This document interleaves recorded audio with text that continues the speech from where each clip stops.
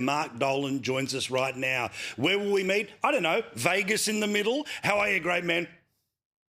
Listen, it's brilliant to see you. Happy New Year, Paul, belatedly. Great to have you back and great to be back. And it's ironic, isn't it? Because we've got political chaos in the UK at the moment. We've got a tanking economy, eye-watering inflation, massive debt, crime on the streets.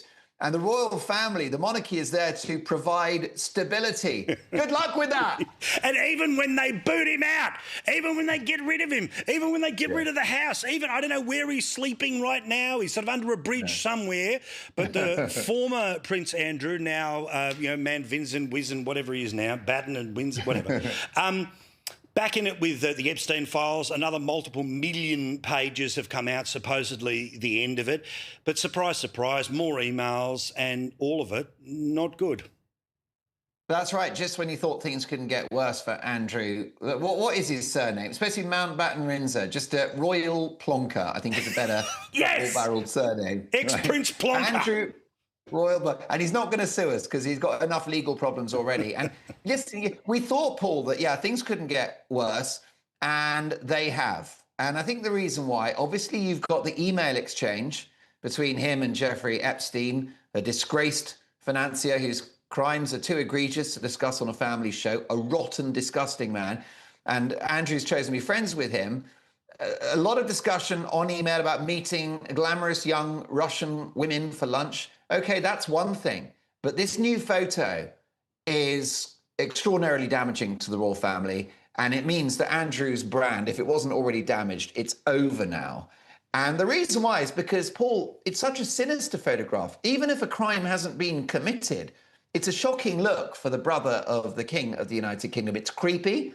It's certainly raises more questions than it answers. There are really two photographs now that have condemned Prince Andrew, or Andrew now, to ignominy. The first one is that notorious picture with Virginia Giuffre, his sex accuser. That was a problem for two reasons. First of all, posing for a photograph with a young woman with his hand around her naked midriff. That was inappropriate. But of course, it linked him to this young lady, and he settled out of court to the tune of many millions of dollars. But this photograph is damaging in a different way, in that it just shows this guy in a context of disrepute. It's sleazy.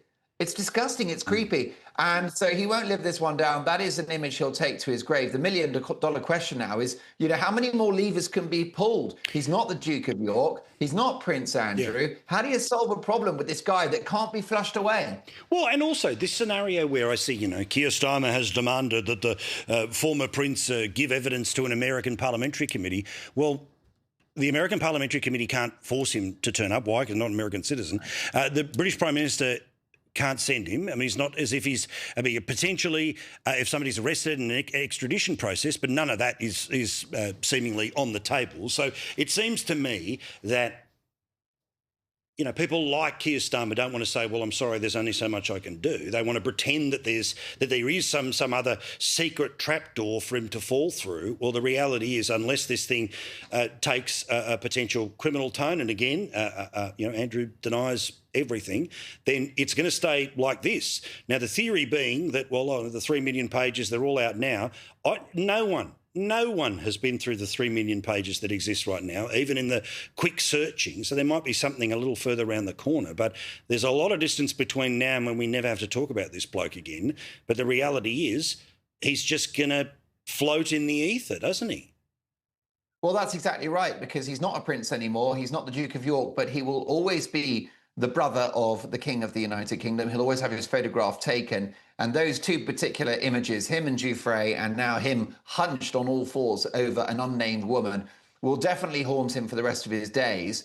There are a couple of things to point out, Paul. Some people are arguing that Andrew is a little bit of a fool guy. As you said, he's been found guilty of no crimes. And there are some that are suggesting that he's being attacked, he's being pilloried because he's a member of the royal family, can't defend himself, can't sue, whilst there are lots of other high-profile figures whose details we won't get into, who are also linked to Epstein. So, some people think he's a little bit of a whipping boy, like a human shield for other powerful people. I'm going to say, look, I've got no sympathy for the guy. I think he's a victim of his own 100%. Downfall. And I might have a bit of an exclusive for you, Paul, which is I've just spoken on my TalkTV show to Andrew Lowney. Now, this is the guy that wrote the book entitled, which was the beginning of the end for Andrew. It was published last year. And Andrew told me a couple of interesting things. He told me that he thinks that King Charles will not provide accommodation for Andrew, that the former Duke of York is going to have to go to the Middle East and have a rich sheikh look after him, because there was this agreement that Andrew would go to Sandringham, which is a royal estate in Norfolk, and he'd live there rent-free for the rest of his life. Well, Andrew said it ain't going to happen. Charles will not do that. So this is a major move.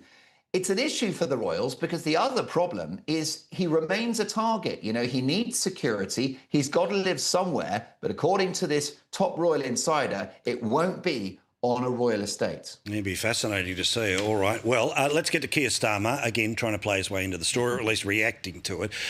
So the UK Prime Minister, we're still closer to the election that he won and the election that potentially Nigel Farage is going to win. But the polls are so bad for him that even people who voted for him don't like him, and overall about half the country wants a change. They don't necessarily want a change in government at this exact second, but they certainly want a change in who leads the Labor Party and thus the country. Most definitely. His poll ratings are -45. Which makes the North Pole sound positively Caribbean.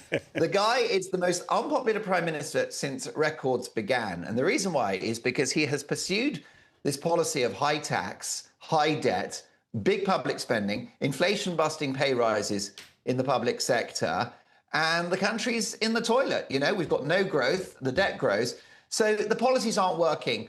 He inherited a mess from the Conservatives, and he's made it worse. He's accelerated our downfall, and he will likely go this year. Two big things are happening. There's something called a by-election, which is an election for one constituency.